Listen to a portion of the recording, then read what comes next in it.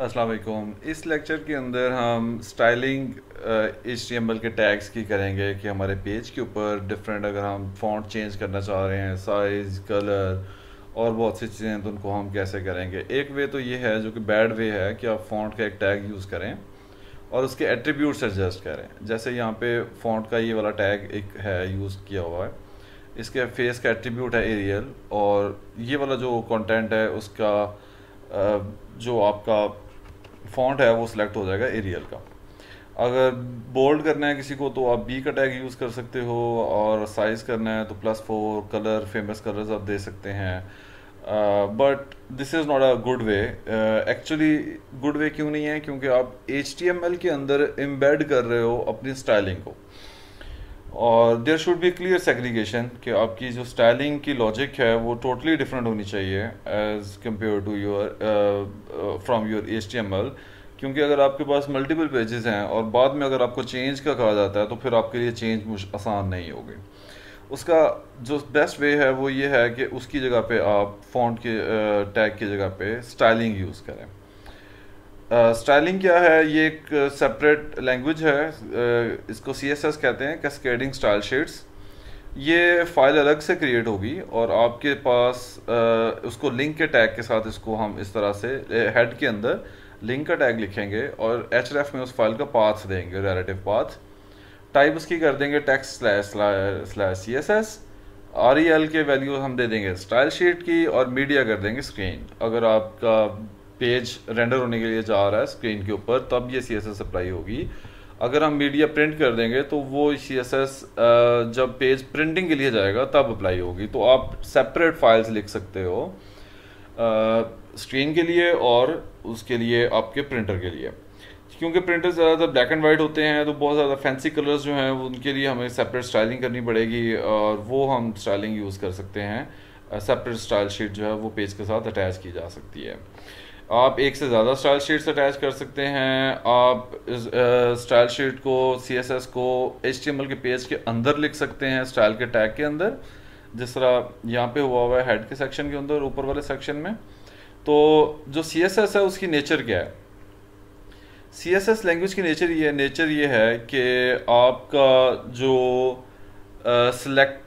एक सिलेक्टर होगा, यानी किन टैग्स को आपने सेलेक्ट करना है, और उसके बाद ब्रेसेस के अंदर, करली ब्रेसेस के अंदर एट्रीब्यूट जो भी उसकी वैल्यू है, स्टाइलिंग आपकी चेंज करना चाह रहे हो, कोलन उसकी वैल्यू, और आगे आ जाएगा सेमीकोलन। ठीक है, फिर प्रॉपर्टीज़ आप चेंज करते जाएंगे, 1 2 3 4 5 जितनी भी प्रॉपर्टीज़ हैं उनकी वैल्यूज़ आप देते जाएंगे। इसमें वेरिएबल्स नहीं है, इसमें फंक्शंस नहीं है, ये डिक्लेरेटिव लैंग्वेज है। एग्जांपल उसकी ये है कि P एक सिलेक्टर है, यानी पैराग्राफ टैग्स को सारे को सिलेक्ट करेगा, और फॉन्ट डैश फैमिली उसकी प्रॉपर्टी है। प्रॉपर्टीज़ वेल प्री डिफाइंड हैं, कुछ हम प्रैक्टिस कर लेंगे, कुछ की प्रैक्टिस आप जो है वो बाद में भी कर सकते हैं। उसको कंप्लीट लिस्ट जो है वो आप W3 स्कूल से जाके देख सकते हैं। हम स्टाइलिंग को अटैच कैसे करेंगे, उसके डिफरेंट इश्यूज़ को हम देखेंगे। तो पैराग्राफ, जितने भी पैराग्राफ्स हैं आपके पेज के ऊपर, उनको ये वाला फॉन्ट अप्लाई हो जाएगा। और रिमेंबर कि ये सारे पैराग्राफ्स के ऊपर होगा, और if you want to select some specific paragraph तो उसके लिए हमें नेक्स्ट लेक्चर के अंदर हम उसको देखेंगे कि हम स्पेसिफिक पैराग्राफ्स को अगर हमने हैंडल करना है तो किस तरह से हैंडल करना है। तो ये पैराग्राफ को अगर आपने सेलेक्ट करना है तो उस तरह से सेलेक्ट किया जा सकता है। तो इसकी एग्जांपल्स कुछ इस तरह से हैं कि एक पैराग्राफ है और उसका कलर रेड है, तो बैकग्राउंड कलर आप येलो दे के देख सकते हैं कि वो टैग कहाँ से लेके कहाँ तक आया हुआ है। तो कलर, बैकग्राउंड कलर की प्रॉपर्टीज़ जो हैं उनको हम W3 स्कूल के ऊपर के लिंक्स हैं यहाँ पे, उनको जाके विज़िट किया जा सकता है। इसके अलावा फिर पैराग्राफ, जिस तरह ये वाली एग्जांपल है, इसमें पैराग्राफ का कलर रेड है और H2 का कलर जो है वो हमने कलर्स जो हैं वो फेमस दिए जा सकते हैं, जो लाइक जैसे aqua, black, blue, grey, green, lime, maroon, navy, olive, purple. अगर आप प्री डिफाइंड कलर्स देना चाह रहे हैं तो इस तरह से देंगे, और अगर आपको स्पेसिफिक कलर है तो कलर्स देने के 3 डिफरेंट तरीके हैं। या तो आप इस तरह से कलर दे दें प्री डिफाइंड, या फिर आप RGB फॉर्मेट के अंदर दें, जिस तरह फंक्शन कॉल की तरह है। RGB रेड, ग्रीन, ब्लू की इंटेंसिटी 0 to 255 की रेंज में तो ऑलमोस्ट एवरी प्रिसीवेबल कलर जो है वो आरजीबी के फॉर्मेट के अंदर दिया जा सकता है। कलर को हम हेक्साडेसिमल फॉर्मेट के अंदर भी दे सकते हैं हैशटैग लगा के। पहले दो करैक्टर्स बेस 16 के अंदर रिप्रेजेंट करेंगे आपके रेड कलर को, फिर ग्रीन कलर के दो करैक्टर्स हैं, फिर आ जाएंगे आपके ब्लू कलर के दो करैक्टर्स। तो let's go to our code और कोड करके देखते हैं कि स्टाइलिंग को हम कैसे कैसे हैंडल किया जा सकता है और कहाँ कहाँ पे लिखा जा सकता है स्टाइलिंग को। तो same index dot HTML file create करते हैं, इसके अंदर हम स्टाइल शीट क्रिएट वो कर लेते हैं, डमी कोड हम जनरेट करवा लेते हैं, इसको मैं डिलीट कर देता हूँ। ओके, हेड के अंदर मैं H1 लिख लेता हूँ, एक हेडिंग 1,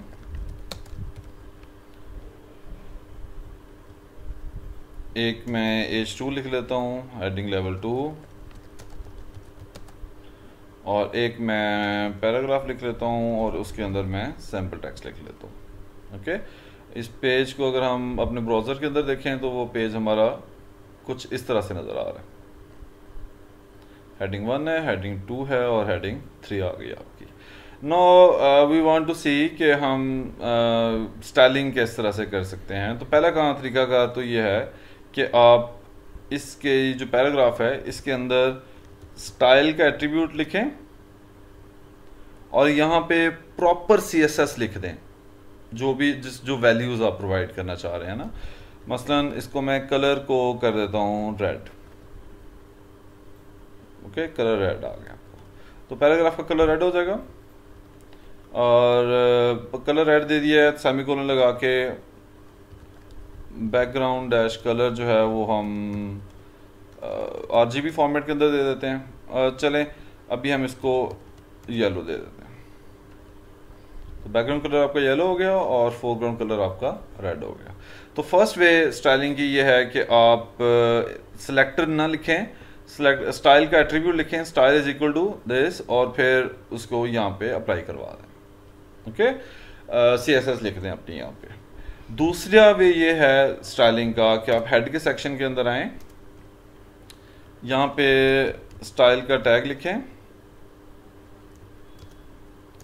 ओके, यहाँ पे आप प्रॉपर CSS लिखें विद सिलेक्टर। ये H2 हमारा सिलेक्टर हो गया और इसका जो कलर है वो आप ऑरेंज कर दें थोड़ा सा। ओके, तो ये स्टाइलिंग आपके H2 का कलर जो है वो आपका ऑरेंज हो गया। और तीसरा वे ये है कि आप एक सेपरेट फाइल लिखें, जो मर्जी नाम रखते हैं इसका, मैंने रखा है माई स्टाइल्स। इसके अंदर मैं लिख देता हूँ H1 एट्रीब्यूट सिलेक्टर है मेरा, इसका जो कलर है वो कर दो RGB फॉर्मेट के अंदर, और 100 कर लेते हैं, देखते हैं ये कौन सा कलर प्रोड्यूस हो रहा है। ये आपका कुछ ग्रे कलर का कलर है, इसको मैं 200 कर देता हूँ, ब्लू को थोड़ा इन्हांस कर देते हैं। ओके, ये जो कलर है ये अभी पेज के ऊपर रिफ्लेक्ट नहीं कर रहा। क्यों नहीं कर रहा? क्योंकि अभी तक हमने इस स्टाइल शीट को अपने पेज के साथ एम्बेड ही नहीं किया। ओके, एम्बेड कैसे करेंगे? वो करेंगे हम हेड के सेक्शन में लिंक के टैग के साथ, और लिंक के टैग के href को हम क्या देंगे? ./mystyles.css। ओके, उसको हम पाथ दे देंगे। जैसे ही हमने पाथ दिया है उसका कलर जो है वो चेंज हो गया और उसका कलर जो है वो ब्लू कलर का काइंड ऑफ हो गया, क्योंकि ब्लू कलर की इंटेंसिटी हमने थोड़ी बढ़ा दी थी। ग्रीन को हम 50 कर देते हैं ताकि थोड़ा और कलर आ जाए, इसको हम 10 कर देते हैं। ये कलर आपका थोड़ा डिफरेंट हो गया, ब्लू की इंटेंसिटी ज़्यादा है, बाकी कलर्स की इंटेंसिटी थोड़ी कम है। तो ये देयर आर 3 डिफरेंट वेज। और अगर फॉर एग्जांपल किसी स्टाइल की हमने H3 में लिख लेता हूँ हेडिंग लेवल 3, अगर किसी स्टाइल को हमने किसी टैग को स्टाइलिंग नहीं दी है तो उसको डिफ़ॉल्ट स्टाइलिंग लग जाएगी। तो देयर आर 4 डिफरेंट वेज जहाँ पे आपकी स्टाइलिंग जो है वो आ सकती है।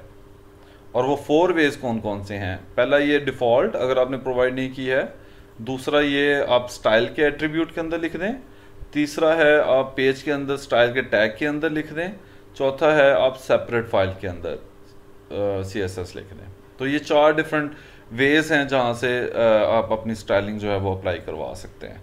तो पहला वे कौन सा है? पहला वे तो डिफ़ॉल्ट है कि अगर आपने प्रोवाइड नहीं किया है तो वो वहाँ से लग जाएगी। दूसरा वे ये है कि आपने स्टाइल के टैग के अंदर CSS लिखी हुई है, सॉरी स्टाइल के एट्रीब्यूट के अंदर CSS लिखी हुई है, तो ये वहाँ से अप्लाई हो जाएगी। तीसरा ये है कि आपने स्टाइल के टैग के अंदर, हेड के अंदर स्टाइल का टैग लिखा हुआ है और उसके अंदर आपने स्टाइलिंग लिखी हुई है, CSS लिखी हुई है, तो वो आ जाएगी। ओके। और चौथा वे ये है कि आपने एक्सटर्नल स्टाइल शीट लिखी हुई है और वो जो एक्सटर्नल स्टाइल शीट है वो आपने पेज के साथ लिंक के टैग के साथ अटैच की हुई है। तो देयर आर 4 डिफरेंट वेज जहाँ पे आप अपनी स्टाइलिंग जो है वो अप्लाई करवा सकते हैं। नाउ क्वेश्चन अराइजेस कि अगर फॉर एग्जांपल आपकी स्टाइलिंग जो है वो करती है, कंट्राडिक्ट करती है। फॉर एग्जांपल आपने पैराग्राफ को यहाँ पे रेड कलर दिया हुआ है और यहाँ पे आप पैराग्राफ को कलर जो है वो ग्रीन दे देते हैं, ठीक है। तो ये इन दोनों में से अब कौन सा कलर अप्लाई होगा? ओके। तो लाइक पैराग्राफ को मैंने कलर इनलाइन कलर स्टाइल भी दिया हुआ है, रेड दिया हुआ है, और वैसे मैंने उसको कलर जो है वो ग्रीन दिया हुआ है, वो स्टाइल के एट्रीब्यूट के अंदर, सॉरी स्टाइल के टैग के अंदर। तो इसका मतलब ये है कि इन दोनों में से कौन सा कलर अप्लाई होगा? अगर हम देखें तो कलर रेड ही अप्लाई हो रहा है। ओके। तो वी हैव टू अंडरस्टैंड कि इन चारों प्लेसेस में किसकी प्रेफरेंस ज्यादा है। ओके। जो सबसे ज़्यादा प्रेफरेंस है, इम्पोर्टेंस है, वो है आपके स्टाइल के एट्रीब्यूट की। ओके। सेकंड नंबर पे आता है आपके स्टाइल का टैग जो आपने पेज के अंदर लिखा हुआ है। थर्ड नंबर पे आता है आपके एक्सटर्नल स्टाइल शीट के अंदर अगर आपने कोई कलर लिखा हुआ है, उसकी प्रेफरेंस सबसे कम है। और फोर्थ नंबर के ऊपर आता है आपने अगर डिफ़ॉल्ट स्टाइलिंग यूज़ की हुई है। ओके। तो आपका जो स्टाइलिंग का है सीक्वेंस है वो कुछ इस तरह से है कि मैं आपको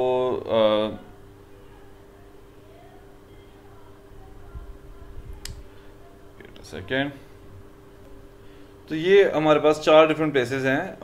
ब्राउज़र्स की डिफ़ॉल्ट स्टाइल है, एक्सटर्नल स्टाइल शीट है जिसको लिंकेड टैग के साथ हम लिखते हैं, फिर हमारा स्टाइल का टैग है जो कि हम HTML के अंदर लिखते हैं, और तीसरा है आपका एट्रीब्यूट स्टाइल का। तो इनमें से इसकी प्रेफरेंस सबसे ज़्यादा है, सेकंड नंबर पे इसकी प्रेफरेंस है, थर्ड नंबर पे इसकी प्रेफरेंस है जो आपके लिंक का टैग है, और फोर्थ नंबर पे आपकी प्रेफरेंस है ब्राउज़र की डिफ़ॉल्ट। इसीलिए इसको हम कैस्केडिंग स्टाइल शीट्स बोलते हैं इनको, कि ये हमारी कैस्केड करती हैं, एक स्टाइल जो है वो दूसरे स्टाइल के ऊपर आता है। नाउ क्वेश्चन अराइजेस के व्हाट इफ कि अगर हमारे पास एक ही लोकेशन के ऊपर अगर हम इस रेड को यहाँ से हटा देते हैं, ओके, तो हमारा कलर जो है वो अप्लाई होके आ रहा होगा हमारे सेकंड नंबर वाली प्रेफरेंस के ऊपर से। ओके। नाउ इफ के व्हाट इफ के कलर ग्रीन है तो मैं यहाँ पे एक और कलर दे देता हूँ और इसका कलर है फॉर एग्जांपल इसको रेड कर देते हैं। अब क्वेश्चन ये है कि अगर एक ही जगह पे 2 कंट्राडिक्टरी स्टाइल्स आ जाएं तो क्या होगा, कौन सा अप्लाई होगा? ठीक है। अब हम देखते हैं इफेक्ट क्या आ रहा है। इफेक्ट आ रहा है हमारा रेड कलर का। तो होगा ये कि एक्चुअली ग्रीन कलर, ऐसा नहीं है कि ग्रीन कलर अप्लाई नहीं हो रहा, ग्रीन कलर पहले अप्लाई हो रहा है और उसके बाद रेड कलर भी अप्लाई हो रहा है। तो ग्रीन कलर का जो इफेक्ट है वो फेड आउट हो गया और उसकी जगह पे जो इफेक्ट आएगा वो हमारा रेड कलर का आएगा। ओके। अब एक्सटर्नल स्टाइल शीट की अगर हम एग्जांपल लें तो मैंने एक स्टाइल शीट अडॉप्ट की हुई है, उसके अंदर H1 को मैंने कलर दिया हुआ है RGB का। मैं एक और स्टाइल शीट ले लेता हूँ, सेकंड स्टाइल्स डॉट CSS, और इसके अंदर मैं H1 को जो कलर है वो कर देता हूँ यहाँ पे एक्वा, इसको हम कर देते हैं पर्पल। ओके। H1 का कलर जो है वो पर्पल कर देते हैं, पेज के साथ इसको अटैच करते हैं। लिंक का टैग हमने यूज़ किया हुआ है, हम लिंक के टैग के साथ जो सेकंड स्टाइल शीट है हमारी वो अटैच करवा देते हैं। नो द थिंग इज कि 2 स्टाइल शीट्स अटैच हैं। पहले वाली जो स्टाइल शीट है उसके अंदर जो कलर आ रहा है वो आ रहा है RGB ब्लू कलर आ रहा है, और सेकंड वाली स्टाइल के अंदर वो कलर आ रहा है पर्पल। पर्पल की जगह पे हम इसको लाइट पिंक कर लेते हैं। ओके, अब देखना ये है कि इन दोनों में से कौन सी स्टाइल शीट अप्लाई हो रही है। ओके, तो अब हम देखेंगे तो वो हमारा पिंक कलर अप्लाई हो रहा है। पिंक कलर क्यों अप्लाई हो रहा है? क्योंकि जो हमने स्टाइल शीट ऐड की हुई है सेकंड वाली, वो हमने लाइन नंबर 14 के अंदर की हुई है, और फर्स्ट वन वाली ये वाली की हुई है लाइन नंबर 13 के अंदर। तो हो क्या रहा है कि पहले लाइन नंबर 13 वाला एग्जीक्यूट हो रहा है कोड, और फिर लाइन नंबर 14 वाला कोड एग्जीक्यूट हो रहा है। तो 14 वाले ने फर्स्ट वाले को ओवरराइड कर दी। अगर हम इसकी लोकेशन चेंज कर लेते हैं, सेकंड वन वाले को पहले अटैच कर लेते हैं, थर्ड वन वाले को बाद में अटैच करते हैं, तो वो फिर हमारा कलर जो है वो अप्लाई होगा जो बाद में लेटर ऑन आपका स्टाइल अप्लाई हो रहा है वहां से आके। यानी पहले सेकंड वन वाला पिंक हो गया और उसके बाद आपका माई स्टाइल्स जो है वो आपका आ गया, उसने आके इसको ब्लू कर दिया। तो you can attach multiple style sheets, उनका सीक्वेंस मैटर करेगा। Now if you want to debug कि आपका ये स्टाइल कहाँ से आ रहा है, राइट क्लिक करें, इंस्पेक्ट करें। ओके, क्रोम है, उसके अंदर देखें हेडिंग 1 है, हेडिंग 1 को देखें, ये देखें हेडिंग 1 आपको एग्जैक्टली बता रहा है कि ये जो कलर अप्लाई हो रहा है ये my styles dot C S S file में से आके अप्लाई हो रहा है, और जो second styles dot C S S की फाइल है वो स्ट्राइक थ्रू कर गया है लाइट पिंक। ओके, अगर आप पहले को यहां से खत्म कर देते हैं तो फिर आपका कलर अप्लाई हो रहा है सेकंड वन वाला। ओके, इसी तरह ये यूजर डिफाइंड है, दैट मीन्स कि जो प्री डिफाइंड कलर आ रहा है। दूसरे वाले को देख लें, दूसरा टैग हेडिंग 2 को हम कहाँ से कलर लेके आ रहे हैं, हेडिंग 2 का कलर उसी फाइल के अंदर से आ रहा है, index.html की फाइल के अंदर से आ रहा है। कन्फ्यूजन बढ़ेगी इससे क्योंकि मल्टीपल प्लेसेस हैं और एक ही प्लेस के ऊपर अगर कंट्राडिक्टरी स्टाइल्स आ जाते हैं तो वो जो कंट्राडिक्टरी स्टाइल्स हैं उन स्टाइल्स को हम में से कौन सा अप्लाई होगा, इसके लिए बाकायदा एक मैथमेटिकल फार्मूला है, लेकिन हम वो अंडरस्टैंड नहीं करेंगे। What you see is what you get. आप इंस्पेक्ट करके देख लें, और सबसे बेस्ट वे ये है कि आप सिर्फ एक्सटर्नल स्टाइल शीट्स अप्लाई करें। आपके HTML के पेज के अंदर ये टैग नहीं होना चाहिए, आपके HTML के टैग के पेज के अंदर ये वाला काम नहीं होना चाहिए। आपकी जितनी भी स्टाइलिंग है वो एक्सटर्नल स्टाइल शीट्स के अंदर होनी चाहिए। उससे होगा ये कि आप एक ही स्टाइल शीट को फिर मल्टीपल पेजेस जो हैं आपके HTML के उनके साथ अटैच करवा सकते हैं। ओके, अब अगर फॉर एग्जांपल यहाँ पे पैराग्राफ एक है, हेडिंग 1 है, तो यहाँ पे एक और अगर हेडिंग 1 आ जाती है, अनदर हेडिंग लेवल 1 आ जाती है, तो फिर कौन सा स्टाइल अप्लाई होगा? उस हेडिंग लेवल 1 के ऊपर H1 चूंकि हमने सिलेक्टर लिखा हुआ है तो जितने भी हेडिंग्स आएंगी उन सारों के ऊपर सेम स्टाइल अप्लाई होगा। ओके, और जितने भी आपके आएंगे, अगर आपने ये करना हो कि फर्स्ट वन के ऊपर अप्लाई ना हो, सेकंड वन के ऊपर हो, इसको हम कहते हैं सिलेक्शन। तो आपकी जो सिलेक्शन है वो हम थोड़ा नेक्स्ट लेक्चर में या उससे अगले लेक्चर के अंदर उसको विजिट करेंगे आके। इस लेक्चर के अंदर मैंने सिर्फ स्टाइलिंग का एक्सप्लेन किया है कि आपने एक ही पेज के ऊपर डिफरेंट स्टाइल्स अगर अप्लाई करने हैं तो वो आपने किस तरह से करने हैं।